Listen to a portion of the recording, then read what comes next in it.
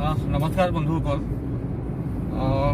বৰ্তমান লকডাউন চলি আছে আৰু এই লকডাউনৰ বাবে মানুহৰ সমান্তৰালকৈ জীৱ জন্তুৰ সময়খিনি এক জটিল পৰ্যায়ৰ মাজেৰে অতিবাহিত হৈ আছে আৰু এনে এক জটিল প্ৰেক্ষাপটত আচলতে কেৱল মানুহেই নহয়, জীৱ জন্তুও খাদ্যৰ সংকটত পৰা পৰিলক্ষিত হৈছে আৰু আমি বিভিন্ন সংবাদ মাধ্যমৰ জৰিয়তে হওক বা ছ'চিয়েল মিডিয়াৰ বিভিন্ন প্লেটফৰ্মৰ জৰিয়তে হওক দেখিছোঁ যে বিভিন্নজনে মানুহক খাদ্যৰ সংকটৰ পৰা একাংশ লোকক খাদ্য যোগান ধৰিবলৈ ওলাই আহিছে, একাংশ হৃদয়ৱান লোক ওলাই আহিছে আৰু ইয়াৰ সমান্তৰালকৈ খাদ্যৰ সংকটৰ পৰা জীৱ জন্তুকো খাদ্য যোগান ধৰিবলৈ ওলাই অহা দেখিবলৈ পোৱা গৈছে একাংশ লোকক। আৰু এনে প্ৰেক্ষাপটত আজি আমিও ধূপধৰাৰ পৰা ওলাইছোঁ হাজৰ হয়গ্ৰীৱ মন্দিৰলৈ আৰু মোৰ সৈতে আছে আমাৰ শাখাটিৰ মোৰ বন্ধু কৰ্মেশ্বৰ ৰাভা আৰু আছে ভাইটি দীপ বণিক্য। আমাৰ পিছফালে ভাইটি বহি আছে দীপ বণিক্য আৰু আমাৰ চালকৰ এখনত আছে কৰ্মেশ্বৰ ৰাভা আৰু এওঁ আচলতে উদ্যোক্তা হয় আজিৰ যি কাৰ্যসূচী এই কাৰ্যসূচী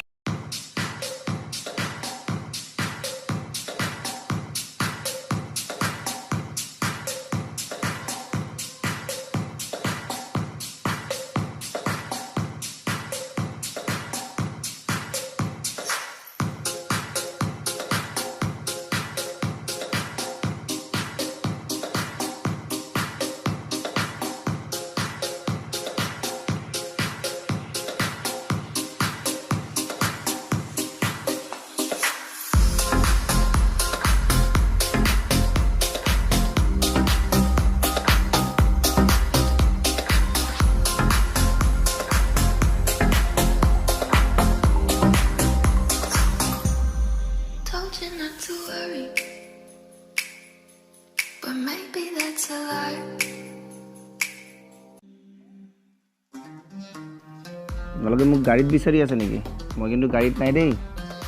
এইকেইজন মোৰ দাদা হয়, ধূপধৰাৰ পৰা আহিছে মাধৱ মন্দিৰলৈ। তো মই এতিয়াও ঘৰতে আছোঁ, মোৰ ওচৰতে ঘৰ মাধৱ মন্দিৰৰ পৰা বেছি দূৰ নহয়। তো মই ঘৰৰ পৰা আহিম, বলক তেনেহ'লে আমাৰ ঘৰলৈকে যাওঁ। নমস্কাৰ বন্ধুসকল, আজি আমি যাবলৈ ওলাইছোঁ মাধৱ মন্দিৰত। তাত মানে বান্দৰবোৰৰ কাৰণে কল লৈ যাম, তো কল আৰু বুট লৈ যাম বান্দৰবোৰৰ কাৰণে। কাৰণ লকডাউনৰ অৱস্থাত মানুহবোৰেতো খাই আছে, কিন্তু বান্দৰবোৰে কি খাইছে তাৰ খবৰ হয়তো বহুতে লৈছে আৰু বহুতে লোৱাও নাই। তো আমিও এবাৰ গৈ চাওঁ বান্দৰবোৰৰ কাৰণে এই কল লৈ আৰু বুট লৈ। বলক আমাৰ লগত। ৰ'ব আগতে মই এইটো কল খাই লওঁ, তাৰপিছত আমি অলপ বল বান্ধি লৈ বান্দৰৰ কাৰণে দিব যাম। বলক। এইখনে হ'ল শ্ৰী শ্ৰী হয়গ্ৰীৱ মাধৱ মন্দিৰৰ মেইন গেট। মানে আমি মাধৱ মন্দিৰ পাই গ'লোঁ। ৱাও, বলক। এইজন মোৰ বন্ধু অচ্যুত আৰু এতিয়া সি কেমেৰাটো ধৰিব, মই অকণমান উঠি যাম আৰু আমি আহি মন্দিৰৰ চিৰিত উঠি আছোঁ। ওপৰলৈ উঠিব লাগিব। মন্দিৰৰ দৰ্জা বন্ধ আছে, তথাপিও আমি পূজাৰীৰ লগত আলোচনা কৰিছোঁ, তেখেতসকলে আমাক ভিতৰত প্ৰৱেশ কৰিব দিব। আহক তেনেহ'লে আমাৰ লগত একেলগে মন্দিৰ দৰ্শন কৰোঁ, তথা আমি বান্দৰবোৰো চাই লওঁ। আহক। আমি প্ৰায় ওপৰ আহি পালোঁ। বহুত ভাগৰ লাগিছে, বহুত দিনৰ মূৰত ওপৰত উঠিছোঁ। দৰ্জা বন্ধ আছে, তথাপিও আমি বান্দৰক চাব আহিছোঁ, বান্দৰবিলাকে কি খাইছে কি খোৱা নাই। কল লৈ আনিছোঁ, বুট কল এনেকৈ দিম। এতিয়া যাওঁচোন, বান্দৰ কিমান বান্দৰ আহে খাবলৈ। আহক আমি মন্দিৰৰ ওপৰত আহি গ'লোঁ কিন্তু আমি আহি পোৱাৰ আগতে সৌ ধূপধাৰাৰ পৰা মোৰ দাদা কৰ্মেশ্বৰ ৰাভা দীপ আৰু পংকজ দা আহি পালে সেইকেইজন চাওক কিন্তু আজি বান্দৰ দেখা নাই মাত্ৰ এটা বান্দৰ সৌটো চাওকচোন মাত্ৰ এটা বান্দৰ আচৰিত কথা বান্দৰবোৰ ক'ত গ'ল বান্দৰবোৰ যেতিয়ালৈকে আহে তেতিয়ালৈকে বলক আমি আপোনালোকক মন্দিৰটোৰ চাৰিওফালটো দেখাওঁ বলক মোৰ লগত এইবোৰ চাওক শিলেৰে বনোৱা কিছুমান মূৰ্তি ইমান ধুনীয়াকৈ বনাইছিল চাওকচোন কিমান ধুনীয়া লাগে আগৰ দিনত মানে শিল কাটি কাটি ইমান ধুনীয়াকৈ মূৰ্তি বনাইছিল হয়নে আৰু আহকচোন এইবাৰ আমি বেলেগ এইখন হ'ল আপোনাৰ মাধৱ মন্দিৰত উঠি অহা একেবাৰে পুৰণি খটখটি তলা লগোৱা আছে কিন্তু মই ফাকেৰে অকণমান দেখাই দিছোঁ আপোনালোকক দেখিছেনে আৰু এইবাৰ আমি ইয়াৰে ওপৰত উঠি কিনে মন্দিৰৰ চাৰিওফালটো চাম আহক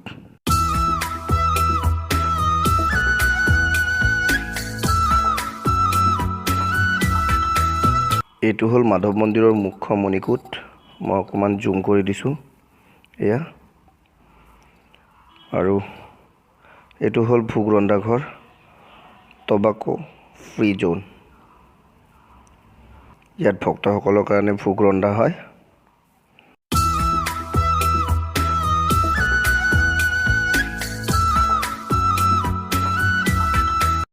এইটো ঘৰত হোম পুৰা হয় আৰু চাওকচোন মন্দিৰৰ চাৰিওফালটো একদম ওপৰলৈকে চাওক ইমান ধুনীয়াকৈ চব শিলৰ মূৰ্তি আৰু এইফালে এইটো লক্ষী মন্দিৰ হয় এতিয়া লকডাউনৰ কাৰণে তলা লগোৱা আছে আৰু বলক বাকীখিনিও চাওঁ বাহিৰৰ পৰা হ'লেও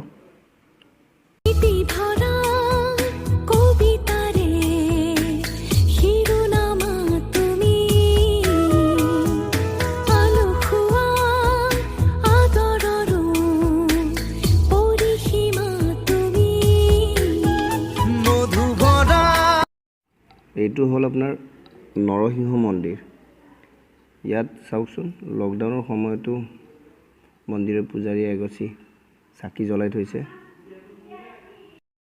মই বহুত দিনৰ পিছত মন্দিৰত আহিছোঁ তো সঁচাকৈ বহুত ভাল লাগিছে ৰিয়েলি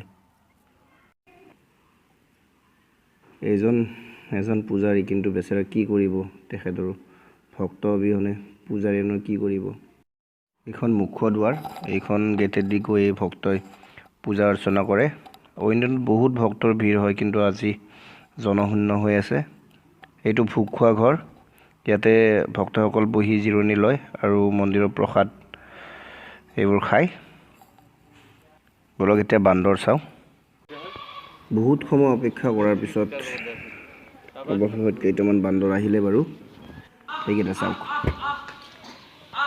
কিন্তু এটা কথা বহুত বেয়া লাগিল মানে মন্দিৰৰ কৰ্তৃপক্ষই বান্দৰবোৰৰ কাৰণে সদায় যদি খাদ্য যোগান ধৰিলে হয় চাগে বান্দৰবোৰ ইয়াৰ পৰা ক'তো নগ'ল ইয়াতে একো খাব নাপায় বান্দৰবোৰ চাগে ওচৰত যিবিলাক গাঁও আছে যিবিলাক ওচৰৰ খেতি পথাৰ আছে সেইবিলাকত বান্দৰবোৰ গুচি গৈছে খাদ্যৰ অভাৱত আৰু যদি ইয়াতে প্ৰচুৰ পৰিমাণে খাদ্য পালে হয় হয়তো বান্দৰবোৰ ইয়াতে থাকিল হয় আৰু বান্দৰবোৰ খেতি পথাৰত গুচি যোৱাৰ ফলত খেতিয়ক যিবিলাকে খেতি কৰি জীৱিকা নিৰ্বাহ কৰি আছে তেখেতসকলৰ বহুত ক্ষতি হৈছে কাৰণ কি বান্দৰবিলাকে খেতিবিলাক ধ্বংস কৰি দিয়ে আৰু তাৰোপৰি ঘৰবিলাকতো গৈ বান্দৰবিলাকে ভাত ৰান্ধি থোৱা ভাত বা টেমাত ৰখা বস্তু এইবিলাক নিয়ে বুলি মই গম পাইছোঁ বৰঞ্চ মই নিজে হাজোৰ বাসিন্দা হয় চ' মই কিছুমান জানো বান্দৰৰ কেনেকুৱা উৎপাত হয় তো যদি মোৰ এটাই কথা যদি মন্দিৰৰ কৰ্তৃপক্ষই যদি এইখিনি কাম কৰিলেহেঁতেন যে বান্দৰখিনিৰ কাৰণে যদি ইয়াতে খাদ্যৰ ব্যৱস্থা কৰিলেহেঁতেন চাগে বান্দৰবোৰ তাত যাব লগা নহ'লহেঁতেন গাঁৱৰ মাজে মাজে বা খেতিপথাৰত যাব লগা নহ'লহেঁতেন মই এটাই অনুৰোধ কৰোঁ মন্দিৰ কৰ্তৃপক্ষক যেন বান্দৰবোৰক কেনেকৈ মন্দিৰৰ চৌহদৰ ভিতৰতে ৰাখিব পাৰি তাৰ কিবা এটা উচিত ব্যৱস্থা কৰক মানে ধৰক বান্দৰবোৰৰ কাৰণে বিশেষকৈ মাধৱ মন্দিৰৰ ওচৰত থকা বান্দৰখিনিৰ কাৰণে ইয়াতে খাদ্য খানা মানে যোগান ধৰক আৰু বান্দৰ থাকিলে মন্দিৰৰ কুঁৱলীটো বহুত বেছি হয় চ' এইখিনি কথা অকণমান গুৰুত্ব দিয়ক মোক সেইটো হাজো মাধৱ মন্দিৰ দি আছে দেখিছে এই সেইটো দাদা কৰ্তৃপক্ষলৈ মোৰ এইটো বিনম্ৰ অনুৰোধ যে মোৰ এই কথাটো অকণমান হ'লেও ভাবি চাই আৰু বান্দৰ আহিব চ' আমি অপেক্ষা কৰি আছোঁ বান্দৰক দি যাম আজি যিখিনি কল বুট আনিছোঁ সেইখিনি আমি বান্দৰক খুৱাই যাম তো চাই থাকক আমাৰ লগত দাদা খাই থাক আমি যাওঁ श्री गुरु चरण सरोज रज निज मन मुकुर सुधारे बरनौ रघुबर विमल जसु जो दायक फल चारे बुद्धिहीन तनु जानिके सुमिरो पवन कुमार बल बुद्धि विद्या देहु मोहि हरहु कलेश विकार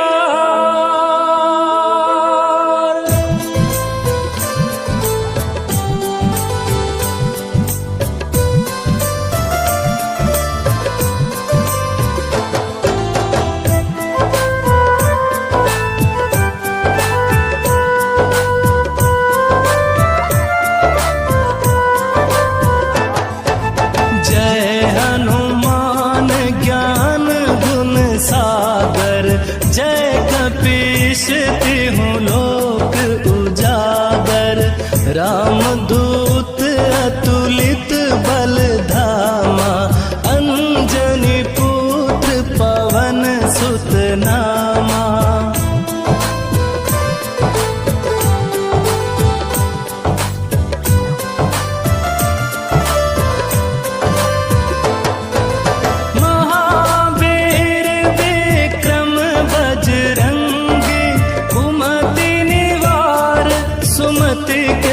संगी कंचन बरन विराज सुबेसा कानन कुंडल कुंचित केसा हाथ वज्र ध्वजा विराजे कांधे मूज जनेऊ साजे शंकर सुवन केसरी नंदन तेज प्रताप महाजगबंदन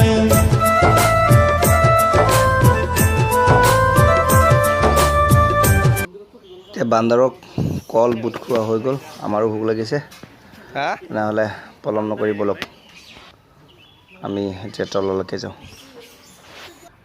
বল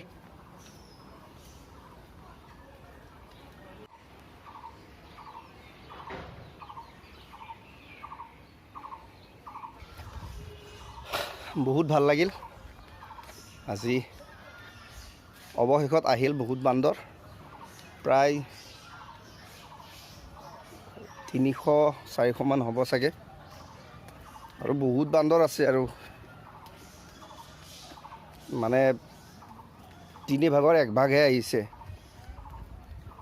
বহুত বান্দৰ আছিল কিন্তু অহা নাই মানে বাহিৰত ইয়াতে মন্দিৰত মানুহ জানো অহা নাই যিহেতু খোৱা বস্তু নাই তাৰ কাৰণে হয়তো গাঁৱত ওলাই গৈছে খাদ্য বিচাৰি কিন্তু অলপকৈ হ'ল প্ৰায় 300 মান হ'ল তো কল বুট তেনেকৈ দিয়া হ'ল ভাল লাগিল এতিয়া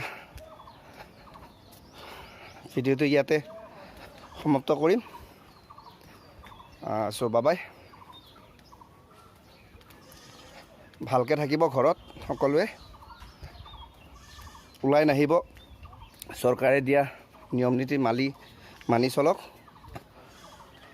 ঘৰতে থাকক, ছেফ থাকক। থেংক ইউ, বাই।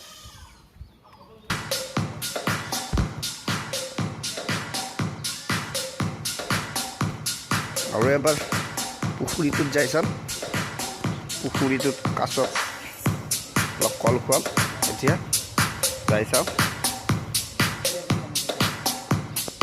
অকণমান টাইম লৈছোঁ, মানে মোৰ দাদা কৰ্মেশ্বৰ ৰাভাই আৰু এটা মন্দিৰত গৈছিল, টুকেশ্বৰী মন্দিৰত।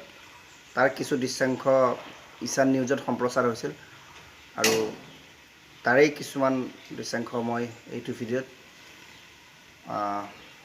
এড কৰি দেখাম, চাই থাকক। তাৰপিছত ভিডিঅ'টো সমাপ্ত কৰিম। ধন্যবাদ। জয় আই অসম। লকডাউনৰ বাবে এক প্ৰকাৰে স্থবিৰ হৈ পৰিছে স্বাভাৱিক জীৱন, যাৰ পৰিপ্ৰেক্ষিতত মানুহৰ সমান্তৰালকৈ জীৱ-জন্তুবোৰেও চৰম বিপৰ্যয়ৰ মাজেৰে অতিবাহিত কৰিবলগীয়াত পৰিছে জীৱন। কিন্তু এনে এক জটিল প্ৰেক্ষাপটত বিভিন্ন দিশৰ পৰা জুৰুলা হৈ পৰা মানুহক আন একাংশ লোকে পাৰ্যমানে সহায়ৰ হাত আগবঢ়োৱাৰ সমান্তৰালকৈ জীৱ-জন্তুৰ বাবেও খাদ্য যোগান ধৰাৰ বাবে আগবাঢ়ি আহিছে একাংশ হৃদয়বান লোক। এনে দৃশ্য দেখিবলৈ পোৱা গ'ল গোৱালপাৰা জিলাৰ শ্ৰী শ্ৰী টুক্ৰেশ্বৰ দেৱালয়ত। ব্যৱসায়ী কৰ্মেশ্বৰ ৰাভা আৰু ধূপধৰা আৰক্ষী থানাত কৰ্মৰত অসম আৰক্ষী জোৱান ধন দাসে টুক্ৰেশ্বৰী দেৱালয়ত থকা শ শ বান্দৰৰ বাবে যোগান ধৰিলে খাদ্য। মই আনিছোঁ বুটি আনিছোঁ, চাউল আনিছোঁ, আৰু অকল আজি ধৰি লওক আজি লকডাউনৰ দিনত মানুহখিনিতো চৰকাৰে চাউল দিছে, দিব লগাখিনি পাইছে। এতিয়া সকলোৱে আমাৰ মানুহখিনি খাই আছে যিটো বান্দৰ বা